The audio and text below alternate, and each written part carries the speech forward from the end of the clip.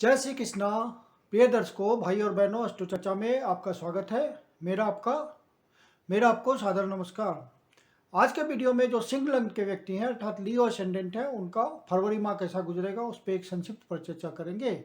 आप कैसे पता करेंगे कि आप लियो लग्न के व्यक्ति हैं, सिंह लग्न के व्यक्ति हैं? तो आप अपना बर्थ डिटेल्स किसी अच्छे एस्ट्रो के सॉफ्टवेयर में डालिए। जो लग्न कुंडली बनकर आती है उसमें यदि प्रथम भाव में, ये प्रथम भाव होता है, उसमें यदि 5 नंबर लिखा हुआ हो तो आप सिंह लग्न के व्यक्ति हुए। जिनके पास अपना बर्थ डिटेल्स नहीं है वो अपनी नाम राशि से देखिए, रिजल्ट मोर और लेस सेम होता है। फरवरी माह में जो महत्वपूर्ण गोचरीय परिवर्तन है वो इस प्रकार है कि सूर्य महाराज 13 तारीख को कुंभ राशि में प्रवेश करेंगे। तो सूर्य महाराज इस समय छठे भाव पे गोचर कर रहे हैं और 13 तारीख से 7वें भाव पे गोचर करेंगे। मंगल इस समय पंचम भाव पे गोचर कर रहे हैं और 27 फरवरी से मकर राशि पे गोचर करेंगे। शुक्र महाराज भी 27 तारीख को ही मकर राशि में प्रवेश करेंगे अर्थात छठे भाव पे गोचर करेंगे। और बुध सारा महीना छठे भाव पे गोचर करेंगे।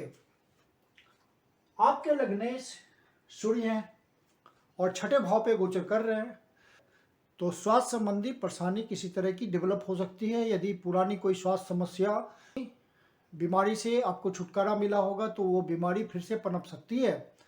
सूर्य महाराज का छठे भाव पे गोचर करना अच्छा है, लेकिन चूंकि लग्नेश है तो आपके छठे भाव पे गोचर करने से स्वास्थ्य में थोड़ी कमी होगी। शत्रु आपको परेशान कर सकते हैं, लेकिन चूंकि शनि महाराज पहले से वहां गोचर कर रहे हैं और स्वराशि में गोचर कर रहे हैं, तो शनि का छठे भाव पे गोचर करना बहुत ही उत्तम स्थिति है। शनि का छठे भाव में गोचर करना आपको वो सामान्य रूप से संघर्ष करने की शक्ति देता है और शनि महाराज शत्रु का खात्मा करते हैं। स्वास्थ्य संबंधी परेशानी में तो बहुत रिलीफ नहीं देते क्योंकि शनि खुद ही रोग का कारक है, लेकिन बाकी सब बातों में वो आपको बहुत रिलीफ देंगे। और यहाँ से शनि महाराज की 8वें भाव पे दृष्टि होती है, 12वें भाव पे दृष्टि होती है और तीसरे भाव पे दृष्टि होती है। जो कठिन भाव है आपकी कुंडली के, उस पे दृष्टि होती है। अष्टम भाव पे दृष्टि होती है, मतलब आपकी आयु में वृद्धि हो गई। यहाँ के जो बुरे रिजल्ट थे उसमें कमी हो जाएगी। जो अनवांटेड रिजल्ट है, जो अचानक से आता है अष्टम भाव का रिजल्ट, उसमें कमी हो जाएगी। 12वें भाव का बुरा रिजल्ट कम हो जाएगा। आप आध्यात्म की तरफ झुकाव ज़्यादा होगा। यदि आप उस क्षेत्र में लगे हुए लोग हैं, स्पिरिचुअल अपलिफ्टमेंट के लिए प्रयास कर रहे हैं, तो आपके लिए बढ़िया समय है। फिर तृतीय भाव पे आपके प्रयास को बढ़ा देंगे, वो आपके साहस, पराक्रम, धैर्य, कॉन्फिडेंस, इन सब बातों को बहुत ज़्यादा बढ़ा देंगे। जो छोटी मोटी यात्रा करके मेहनत से कमाते हैं तो उनके आय में वृद्धि कर देंगे। जो सेल्स, कमीशन, इन सब बातों में लगे हुए हैं तो उनकी आय बढ़ जाएगी। तो शनि छठे भाव में बहुत बढ़िया रिजल्ट देते हैं और अपने ही राशि में है तो अच्छा रिजल्ट देना है काफ़ी शनि को। यदि आपका कोई लोन चल रहा होगा तो लोन चुकने का रास्ता बनेगा, कोर्ट कचहरी में विजय प्राप्त होगी। तो ये सब बातें शनि महाराज के छठे भाव में गोचर करने से होती है। कोई स्ट्रगल आपका चल रहा होगा तो स्ट्रगल करने की क्षमता बढ़ जाएगी आपकी। और लग्नेश भी आपके छठे भाव में है तो आपको कुछ प्राप्ति के लिए ज़्यादा संघर्ष करना पड़ेगा, क्योंकि लग्नेश आपके छठे भाव में है। लेकिन सूर्य का भी छठे भाव में गोचर करना अच्छा है, आपके सामर्थ्य में वृद्धि कर देंगे। वो संघर्ष करने, पराक्रम करने की क्षमता को बढ़ा देंगे। लग्नेश जब छठे भाव में जाता है तो व्यक्ति बहुत समर्थ हो जाता है और बहुत पावरफुल ढंग से अपने प्रयासों को बढ़ा देता है। ये लग्नेश का छठे भाव में जाने का रिजल्ट है। अपने शत्रुओं का सामना करने में समर्थ हो जाता है और शनि महाराज पहले से वहाँ हैं, तो ये अच्छी स्थिति ही है। सिर्फ स्वास्थ्य संबंधी थोड़ी परेशानी हो सकती है। फिर सिर्फ 13 दिनों की बात है। 13 फरवरी को सूर्य महाराज यहाँ चले आएंगे, सप्तम भाव पे गोचर करेंगे गुरु के साथ। तो एक बहुत अच्छी स्थिति हो जाएगी, गुरु और सूर्य का संयोग एक साथ गोचर सप्तम भाव पे। तो जो भी, और यहाँ से सूर्य महाराज लग्न को देखेंगे तो जो भी पब्लिक इंटरेक्शन में लगे हुए लोग होंगे उनके लिए बहुत अच्छी स्थिति हो जाएगी। जो बिजनेसमैन हैं उनके लिए बहुत अच्छी स्थिति हो जाएगी। कोई पार्टनरशिप में कोई बिजनेस करते हैं तो बहुत अच्छा हो जाएगा। नया कोई इनिशिएटिव ले पाएंगे, नया कोई वेंचर खोल पाएंगे, कोई प्रयास करेंगे तो वो सफल हो जाएगा। तो सूर्य महाराज के सप्तम भाव पे गोचर करने का ये सब रिजल्ट होगा सिंह लग्न के व्यक्तियों के लिए। और आपके विश्वास में भरपूर वृद्धि हो जाएगी। आप अपने आप को बहुत अंदर से मजबूत महसूस करेंगे और जो भी निर्णय लेंगे पूरी राजा की तरह लेंगे दृढ़ता से, और उसमें एक गजब का कॉन्फिडेंस होगा। आप जो भी प्रोजेक्ट बना रहे होंगे उसके लूप होल्स आपको पता चलेंगे और एक एक पॉइंट को आप अच्छी तरह विश्लेषण करके एकदम परफेक्ट प्लान करेंगे। ये सब बातें सूर्य महाराज जब सप्तम भाव में गोचर करेंगे तो आपको मिलेगा। और लेकिन जो आपका लाइफ पार्टनर है वहाँ थोड़ा ईगो प्रॉब्लम होगा। लाइफ पार्टनर को ईगो प्रॉब्लम होगा मैरिटल लाइफ में, थोड़ा सा ये आपको फेस करना पड़ेगा। लेकिन गुरु महाराज स्थिति संभाले हुए है। कुल मिलाकर के स्थिति बिल्कुल नियंत्रण में रहेगी और एक ओजस्वीपूर्ण लाइफ पार्टनर के साथ व्यवहार आपका रहेगा और कोई किसी तरह की कोई दिक्कत नहीं आएगी। एक दूसरे को अच्छी तरह आप समझेंगे। गुरु महाराज वहाँ विराजमान है तो एकदम एक दूसरे के प्रति जो ऑनेस्ट फीलिंग है, समर्पण की भावना, वो आप देखने मिलेगी फरवरी माह में जब सूर्य महाराज 13 तारीख से सप्तम भाव पे गोचर करेंगे।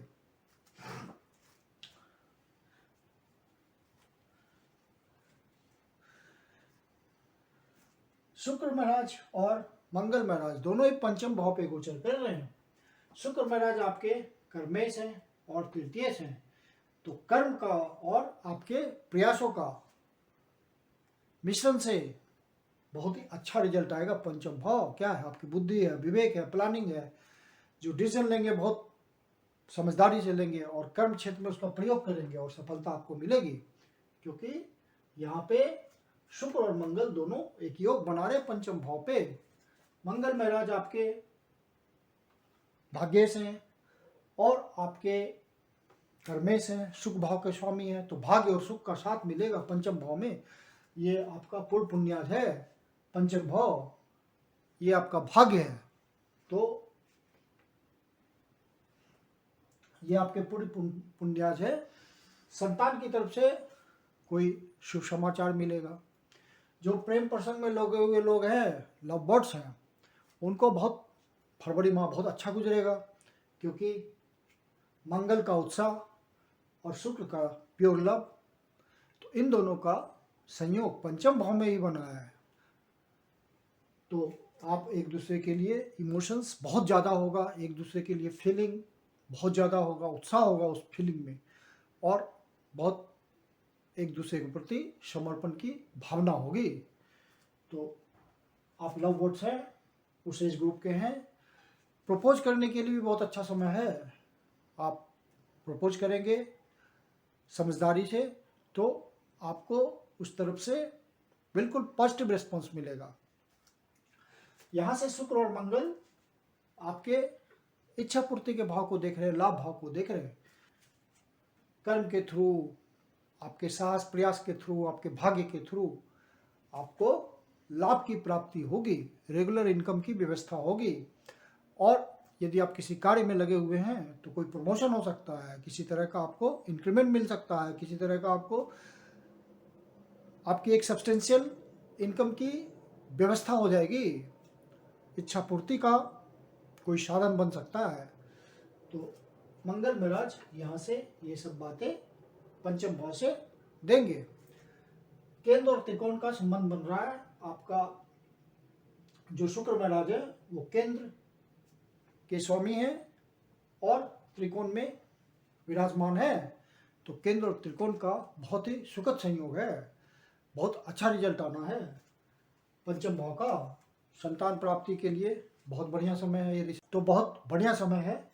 और आप ध्यान दीजिए पंचम भाव में धनु राशि पड़ी हुई है, अग्नि तत्व की राशि है, पूरा एनर्जी वाली राशि है, और इस राशि का स्वामी गुरु महाराज सप्तम भाव में है। यहाँ भी केंद्र और त्रिकोण का संबंध बन रहा है। केंद्र और त्रिकोण के स्वामी केंद्र में विराजमान है, तो बहुत सारे राजयोग बन रहे हैं। तो पंचम भाव का बहुत अच्छा रिजल्ट आना है। जो शेयर मार्केट के धंधे में लगे हुए हैं, किसी तरह का वेट करते हैं, किसी तरह का इन्वेस्टमेंट करते हैं, उनके लिए बहुत बढ़िया महीना है। पूरे उत्साह के साथ सही से डिसीजन ले, विवेकपूर्ण डिसीजन ले, सफलता मिलेगी। राहु महाराज आपके दसम भाव पे गोचर कर रहे हैं और शुक्र के रिजल्ट को बढ़ा रहे हैं। केतु महाराज मंगल के रिजल्ट को बढ़ा रहे हैं। तो राहु केतु भी पंचम भाव से जुड़े हुए हैं, उनको भी रिजल्ट देना पड़ेगा। पंचम भाव का अच्छा रिजल्ट देना पड़ेगा, क्योंकि शुक्र और मंगल के रिजल्ट को वो बढ़ा रहे हैं। मतलब पंचम भाव के रिजल्ट का ज़्यादा आउटपुट मिलेगा। चंद्रमा छठे भाव से अपना गोचर प्रारंभ कर रहे हैं और 12वें भाव को स्वामी है और 12वें भाव को देख रहे हैं। तो जो एक्सपोर्ट इंपोर्ट के काम में लगे हुए लोग हैं, या कोई टूर एंड ट्रेवल के काम में लगे हुए लोग हैं, डिस्टेंट प्लेसेस से संबंध बनाते हैं, तो चंद्रमा का इंडिकेशन ये है कि उस तरह के काम में लगे हुए लोग या उस तरह का बाहर से संबंध बनाने का प्रयास किया जाए तो सफलता मिलेगी। हालांकि चंद्रमा का गोचर हर एक 2.25 दिन में बदल जाता है, लेकिन शुरुआती रुझान यही है। गुरु महाराज ऑलरेडी सप्तम भाव पे पहले से गोचर कर रहे हैं और आपके पंचमें से और आपके अष्टमें से। तो आपको अपने पार्टनर से कोई धन की प्राप्ति हो सकती है, कोई ससुराल से संबंध पहले से खराब चल रहा होगा, किसी तरह का मनमुटाव होगा तो वो सुलझ जाएगा। अचानक से आपकी कोई इच्छा पूर्ति हो सकती है। पब्लिक इंटरेक्शन में आप लगे हुए लोग हैं तो कोई आपको ऐसा लाभ मिल सकता है जो कि एक दूरगामी रिजल्ट दे। कुछ परमानेंट इनकम की व्यवस्था हो जाए, कोई नया रास्ता खुल जाए आपका, तो इस तरह का बात अचानक से हो सकता है। जो इंश्योरेंस सेक्टर में है, जो छिपे हुए धन का मैनेजमेंट करते हैं, बैंकिंग सेक्टर में है, रिसर्च में लगे हुए, किसी तरह के रिसर्च एंड डेवलपमेंट में लगे हुए हैं, तो वहाँ उनको अचानक से सफलता मिल सकती है, भाग्य का साथ मिल सकता है, किसी तरह की उपलब्धि प्राप्त हो सकती है, अचानक से कोई लेगेसी की भी बात हो सकती है। तो ये सब बातें संभावित है फरवरी माह में। तो आप अपने संघर्ष को बढ़ा के रखिएगा, पूरा एनर्जेटिक रहिएगा, प्रयासरत रहिएगा, तो रिजल्ट फरवरी माह का अच्छा आएगा। 13 फरवरी के बाद आपके लग्नेश बहुत अच्छी स्थिति में पहुंच जाएंगे, तो फिर रिजल्ट बहुत बढ़िया आएगा फरवरी माह का। तो कुल मिलाकर के फरवरी माह आपके लिए सही है, गोचर बढ़िया है। गोचर का आपको अनुभव भी होगा। यदि आपके नेटल चार्ट में कोई लाभप्रद महादशा, अंतरदशा, पतन दशा चल रही होगी, गोचर उसको टैली करेगा तो आपको रिजल्ट का अनुभव हो जाएगा। अब फरवरी माह में जो महत्वपूर्ण डेट्स हैं उसके बारे में आपको बताता हूँ। 2 तारीख, 3 तारीख, 4 तारीख को कोई निगेटिव न्यूज आपको मिल सकता है जिससे मन परेशान हो। तो 2 सामान्य उपाय मैं बताता हूँ। नज़दीक के शिव मंदिर में जाकर के शिवलिंग को दूध का अभिषेक कीजिए, ओम नमः शिवाय का पाठ कीजिए, शिव जी आपकी पीड़ा हर लेंगे, या विष्णु सहस्त्रनाम का पाठ कीजिए। 12 और 13 तारीख को बाहर से संबंध बनाने के लिए बहुत अच्छा है। किसी तरह का आपको डिस्टेंट प्लेसेस से संबंध बनाना है तो इन दो डेट्स को प्रयास करें, सफलता मिलेगी। स्पिरिचुअल अपलिफ्टमेंट के लिए ये 2 दिन बहुत बढ़िया। आप निरीक्षण करें, आप विश्लेषण करें, सफलता मिलेगी। स्पिरिचुअल डेवलपमेंट आपको महसूस होगा। इन दो डेट्स को अपना बजट संतुलित रखिएगा।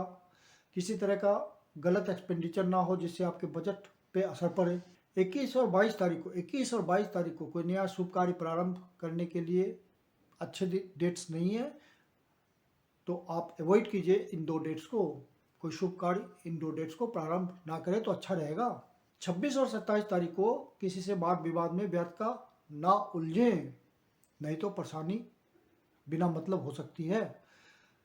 जो 65 वर्ष से ऊपर के लोग हैं वो अपने स्वास्थ्य का इन 2 डेट्स को विशेष ध्यान रखें। मेडिटेशन के थ्रू, योगा के थ्रू, एक्सरसाइज के थ्रू बॉडी को फिट रखें, मेंटली और फिजिकली फिट रहें।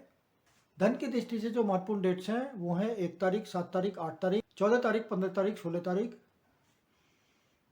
22 तारीख, 23 तारीख और 28 तारीख। तो इन डेट्स को मार्केट में धन का फ्लो अच्छा होगा। जो व्यापारी वर्ग, बिजनेस क्लास अपने लिए विशेष धन की व्यवस्था करना चाहते हैं वो इन डेट्स को प्रयास करें, सफलता मिलेगी। जो नौकरी पेशा लोग हैं या अपना काम करते हैं उन डेट्स को कोशिश करें विशेष धन अर्जित करने के लिए, सफलता मिलेगी। मैं कुंदन शर्मा आप लोग का हार्दिक स्वागत करता हूं। यदि आपको वीडियो अच्छा लगा तो लाइक कीजिए, सब्सक्राइब कीजिए, शेयर कीजिए। यदि आपके जीवन की कोई समस्या है जिसका समाधान आप हमसे चाहते हैं तो पर्सनल कंसल्टेशन कर सकते हैं। मेरी अपनी कंसल्टेशन शुल्क होती है, नीचे डिस्क्रिप्शन बॉक्स में मेरा व्हाट्सएप नंबर दिया हुआ है, आप कंसल्टेशन के लिए बुकिंग कर सकते हैं। धन्यवाद।